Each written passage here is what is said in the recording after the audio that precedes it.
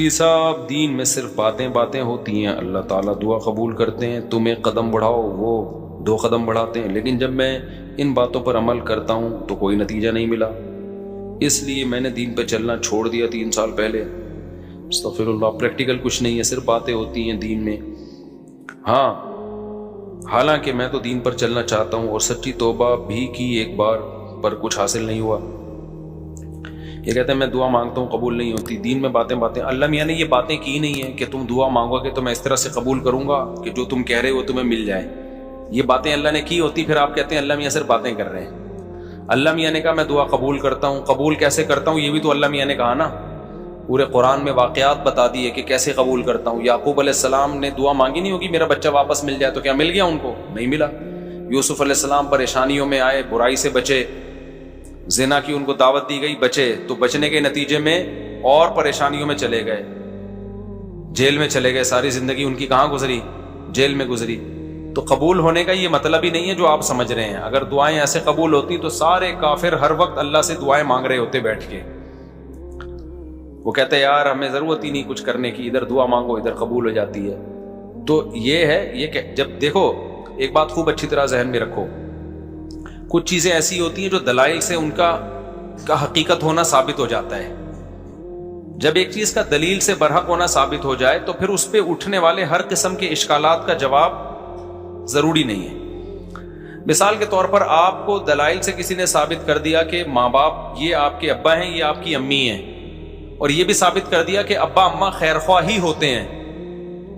یہ جب ثابت ہو جائے نا تو پھر ابا اماں اگر آپ کو کوئی کڑوی چیز بھی کھلا رہے ہیں تو پھر ابا اماں کو یہ ثابت کرنے کی ضرورت نہیں ہے کہ بیٹا اس میں تمہارا فائدہ ہے، کیونکہ پھر وہ دلیل دیں گے اس میں تمہارا فائدہ ہے۔ آپ کہو کہ پھر یہ کڑوی کیوں مجھے کھلا رہے ہو، میٹھی کیوں نہیں کھلا رہے مجھے، اور کڑوی کھا رہا ہوں تو مجھے موشن بھی لگ رہے ہیں اس سے۔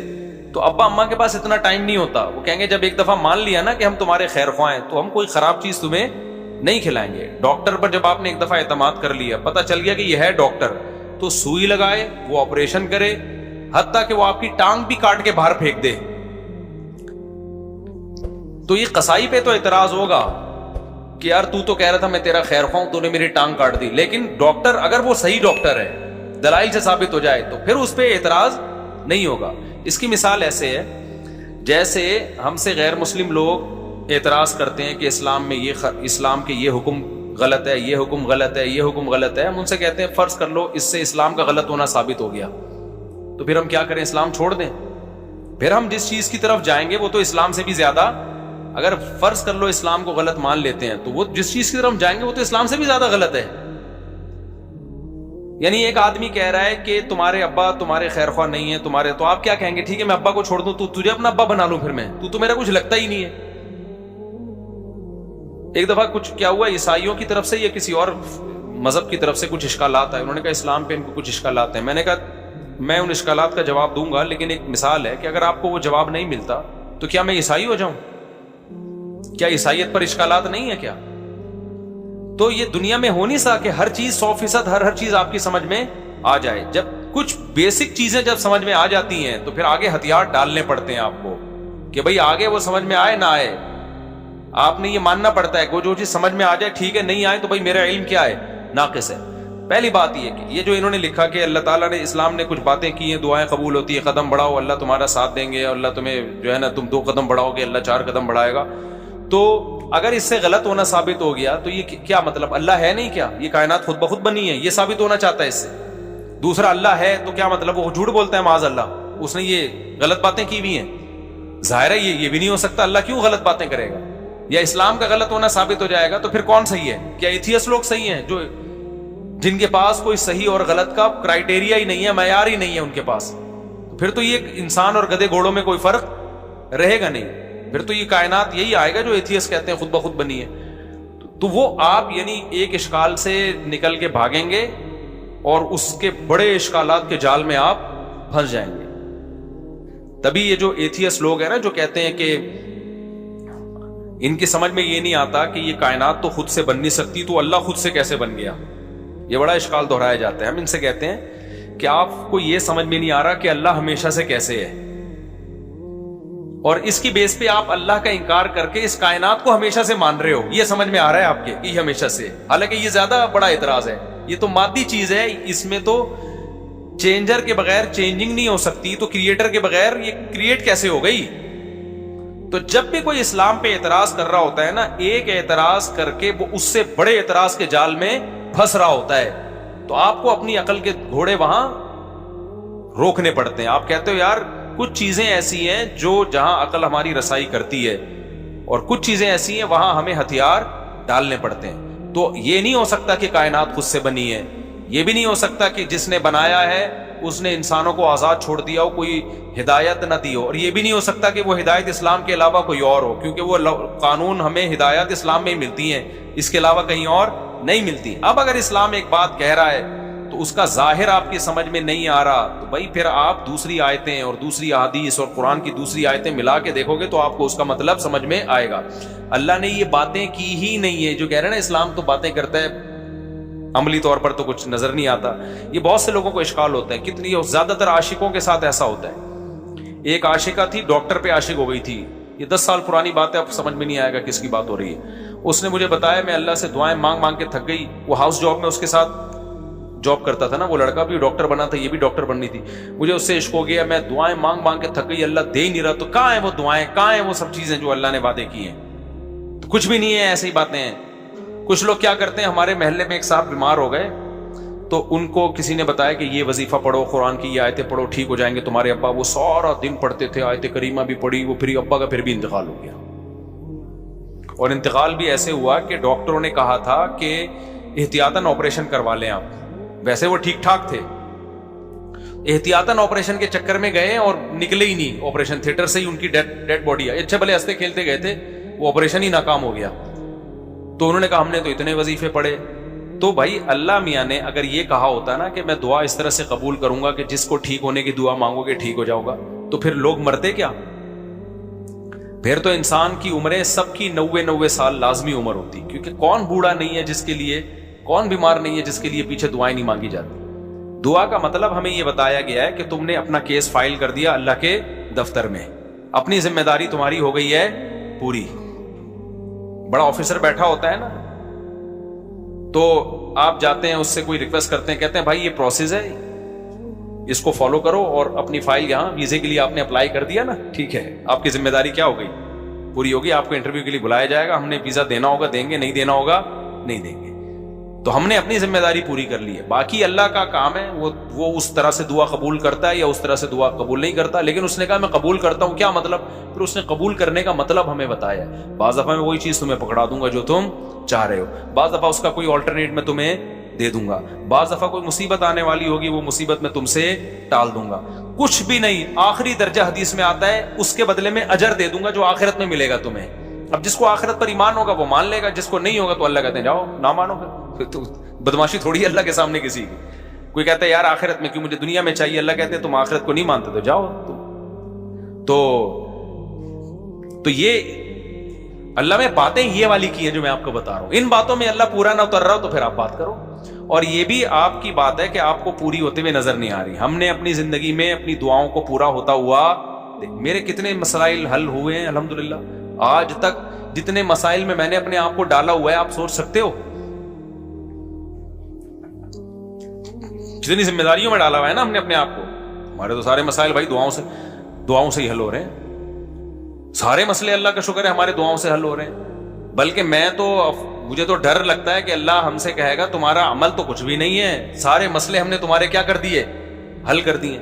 تو یا تو بھائی آپ نے کچھ ایسے مسئلے بنائے ہوئے ہیں جو مسئلے ہیں نہیں, وہ آپ کے اپنے بنائے ہوئے مسئلے ہیں, یا پھر آپ نے اللہ پر کو یہ جو ہم کہتے ہیں نا یہ کروں تو یہ پورا ہو جائے, اس کا مطلب اللہ آپ ہیں اور اللہ کیا ہے, آپ کا بندہ ہے. پھر اگر آپ یہ چاہتے ہو نا میں یوں کہوں اور اللہ یوں کر دے, تو پھر تو اللہ آپ بن گئے نا بھائی. جس کا آرڈر چلتا ہے, جس کی بات 100% مانی جاتی ہے, باس تو وہ ہوتا ہے. کیا خیال ہے؟ تو پیغمبروں کی سیرت, قرآن نے جو اتنی لمبی لمبی سیرت بیان کی, موسیٰ علیہ السلام کے بارے میں بتایا کہ بنی اسرائیل کو وعدے کرتے رہے کہ اللہ تمہیں غلبہ دے گا, اللہ تمہیں. بنی اسرائیل نے ایک دن تنگ آ کے کیا کہا ہے, اوذینا من قبل ان تأتینا ومن بعد ما جئتنا, اے موسیٰ تیرے آنے کا کوئی فائدہ نہیں ہوا. آنے سے پہلے بھی ٹینشن تھی, آنے کے بعد بھی ٹینشن. موسیٰ علیہ السلام نے کیا کہا, عسیٰ ربکم ان یرحمکم, امید ہے اللہ رحم کرے گا, امید ہے اللہ کیا کرے گا, رحم کرے. اور بالکل اینڈ میں لے جا کے نا جب بنی اسرائیل نے کہا اب تو مر ہی گئے, بالکل دریا کے کنارے کھڑے ہوئے کہہ رہے اب تو بس مارے گئے, موسیٰ علیہ السلام اس وقت بھی کیا کہہ رہے ہیں, بھائی اللہ میرے ساتھ ہے.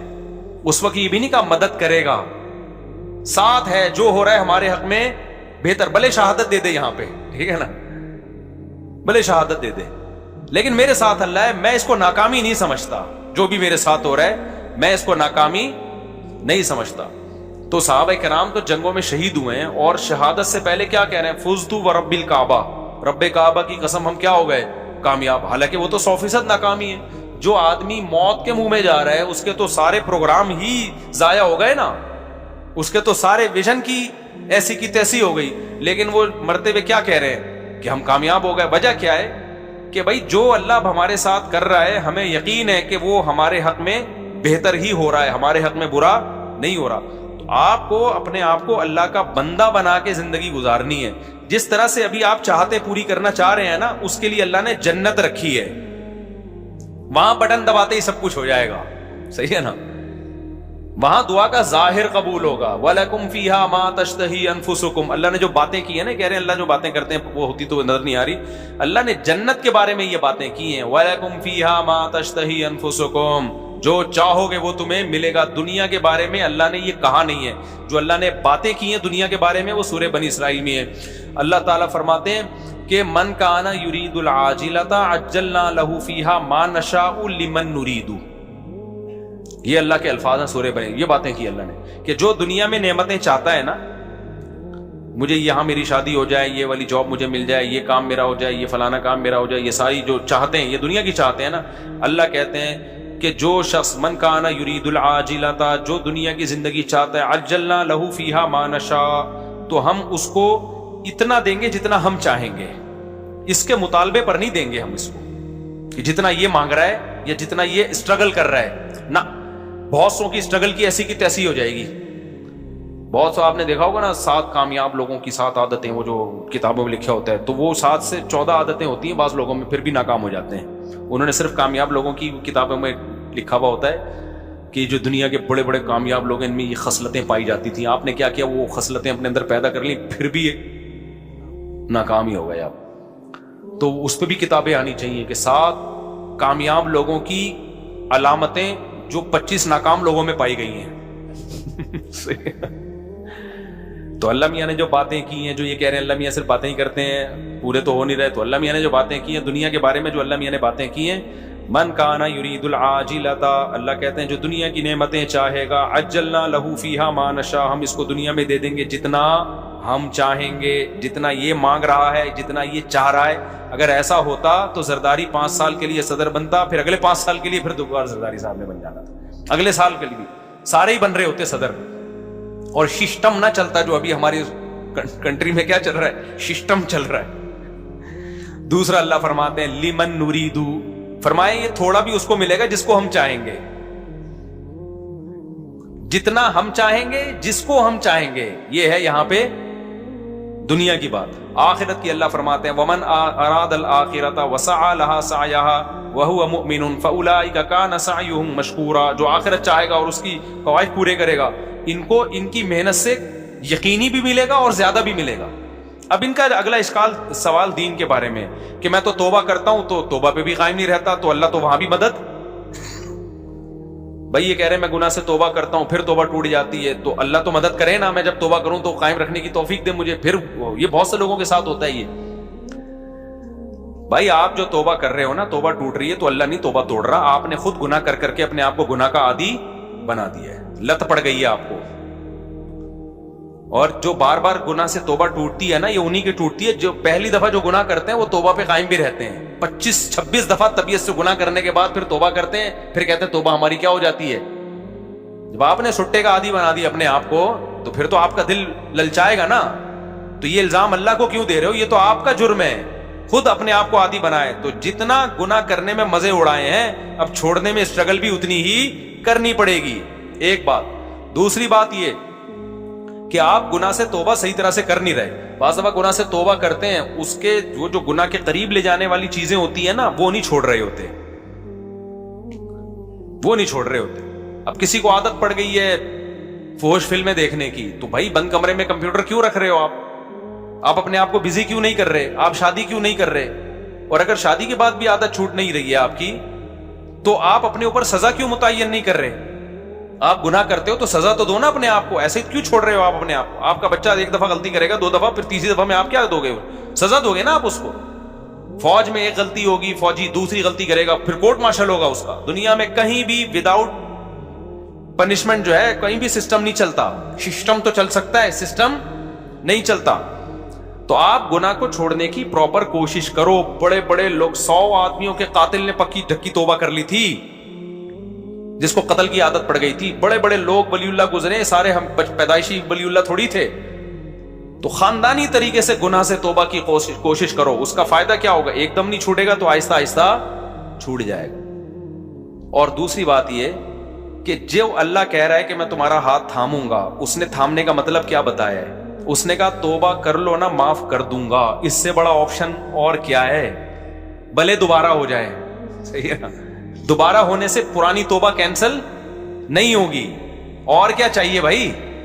एक गुनाह आपसे हो गया, आपने गिड़गिड़ा के तौबा की, तौबा करते हुए नहीं है तो आइंदा दोबारा नहीं करूंगा, फिर असबाब भी इख्तियार किए कि ना गलती से हो गया, तो फौरन थोड़ी अल्लाह जहन्नम में डाल रहा है आपको फिर तौबा का मौका दे रहा है। आप तौबा करो। तो आप मायूस क्यों हो रहे हो? हमारे एक दोस्त था, बहुत गुनाहों में मुलव्विस हो गया था, तो मैंने उसको कहा तौबा करो। एक बुजुर्ग के पास ले गया, उसने तौबा की, दोबारा उससे गलती हो गई। मुझे कहता है यार फिर तौबा की, फिर मैं ले गया, मैंने कहा बैठा कर यहाँ अल्लाह वालों के पास। फिर दो दोस्तों में बैठना, फिर तौबा गलती हो गई, फिर मैं ले गया, एक बुजुर्ग थे उनके पास ले गया, यार इधर बैठा कर अल्लाह अल्लाह कुछ सुना कर। कह रहा है यार अब तो मुझे अब तौबा करते हुए शर्म आ रही है, अल्लाह मियां भी बोलेगा गुनाह करता है फिर तौबा कर रहा है। तो मैंने कहा कमबख्त, शर्म तौबा तोड़ते हुए आनी चाहिए, करते हुए नहीं आनी चाहिए। तौबा तोड़ते हुए शर्म आनी चाहिए कि कितनी गिड़गड़ा के अल्लाह से तौबा की थी, अब नहीं करूंगा।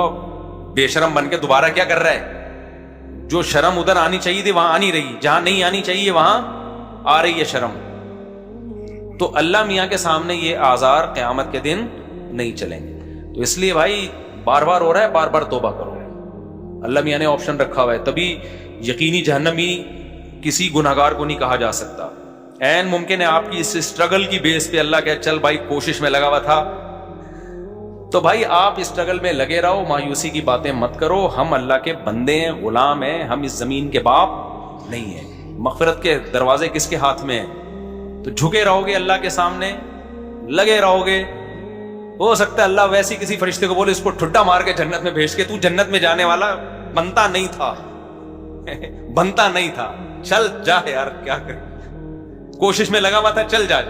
बाज़ दफा ऐसे होता है ना कि कोई चिपक जाता है आपसे, कोई भिखारी, आपको पता है ये मुस्तहिक नहीं है, लेकिन जान छुड़ाने के लिए आप कहते हैं लात मार के उसको 50 रुपए, दफा हो यहां से, ये पकड़ पैसे जा। तो हो सकता है अल्लाह की रहमत जोश में आए, अल्लाह के तौबा करता तो रहता था ना, गुनाह पे डट तो नहीं गया था ना, इसको निदामत तो थी, रोता तो था। तो अल्लाह मियाँ हो सकता है कुछ फरिश्ते से कहें इसको बनता नहीं है इसका जन्नत में जाना, लेकिन इस बेगैरत को बोलो दफा हो जन्नत में शायद अल्लाह कर दे। लेकिन अगर ये स्टाइल है ना, जो ये वाला स्टाइल है कि अल्लाह मियाँ बातें करते हैं पूरी करते नहीं है, मैं तो तौबा की कोशिश कर रहा हूं, होता कुछ भी नहीं है, फिर तो मायूसी है। अल्लाह के सामने जो अकड़ गया, तो अल्लाह का शैतान अकड़ा है यार, इतना पुराना ताल्लुकात उसके अल्लाह से, वो अकड़ा ही तो था, तो अल्लाह का क्या बिगाड़ लिया उसने? तो अल्लाह के सामने अल्लाह के सामने गुनहगार जो तवाज़ो करने वाला हो उसकी वैल्यू ज्यादा है, परहेजगार जो अकड़ दिखाने वाला हो उसकी अल्लाह के यहां वैल्यू बोलो नहीं है। तो किबरियाई सिर्फ अल्लाह के लिए, तो अल्लाह का कुछ नहीं बिगाड़ोगे ऐसे इश्कालात करके। एक दफा हकीम उलम्मा मौलवी थानवी रहमतुल्लाह के पास एक प्रोफेसर आया, कहते हैं मुझे इस्लाम पे कुछ इश्कालात हैं। उन्होंने जवाब दिए, उसके इश्काल दूर हो गए। फिर आया और मुझे कुछ मजीद इश्कालात भी हैं, उन्होंने वो भी जवाब दे दिए। फिर आया, उसको फिर पता चल गया कि इसको इश्कालात की बीमारी है, इसको इश्कालात नहीं है, इसको वैसी कोई मसला है। तो फिर उसने आया, कहने लगा असल में ये एक्चुअली इश्काल है। मौलवी थानवी रहमतुल्लाह ने फिर उसको समझाया। फिर 4-5 दफा आया, उन्होंने बोला तेरे जैसे लोगों की इस्लाम को बिल्कुल जरूरत थी, तू मुर्तद हो जा, दफा हो जाए यहां से। वो ठीक हो गया। उसने कहा मेरे सारे इश्कालात दूर हो गए, क्योंकि उसके दिमाग में ये बैठ गई थी, ये बात तकब्बुर आ गया था कि गोया इस्लाम को मेरी जरूरत है, और गोया जो है ना ये उलमा बैठ के मुझे ही समझाते रहे बैठ के, और एक्चुअली ये और ये इश्काल, ये जब उसको उसकी औकात दिखाती ना कि जहां इतने लोग जहन्नम में जाएंगे 2-4 और चले जाएं तो इससे हमारी सेहत पे कोई फर्क نہیں پڑے گا. جہاں اللہ اتنے لوگوں کو اٹھا کے جہنم کی آگ میں پھینکے گا تو بھی چلا جائے گا, تو کوئی تیرے اشکالات کی حل ہونے کی ضرورت نہیں ہے. مرتد ہو جا, اس کے سمجھ میں آ گیا کہ بھائی اسلام میری ضرورت ہے, اسلام کو میری ضرورت نہیں ہے, مجھے اسلام کی ضرورت ہے. تو بعض دفعہ یہ بھی ہوتا ہے کہ انسان اپنے بارے میں نا بہت زیادہ خوش فہمیوں کا شکار ہو جاتا ہے. بھائی اللہ کے سامنے گڑ گڑائے, جھکے رہے اللہ کے سامنے, تو پروگرام کامیاب ہونے کی چانسز ہیں. بھلے گناہوں سے توبہ کرنے میں ہی زندگی گزر جائے, لیکن اگر اکڑ دکھانا شروع کر دی نا کہ یہ تو ہوتا ہی نہیں ہے, مایوسی کی باتیں, یہ تو سب ایسے ہی ہے, تو پھر اللہ کہتے جاؤ, شیطان کو نہیں چھوڑا جو اتنا اللہ کا عبادت گزارتا, تم کس کھیت کی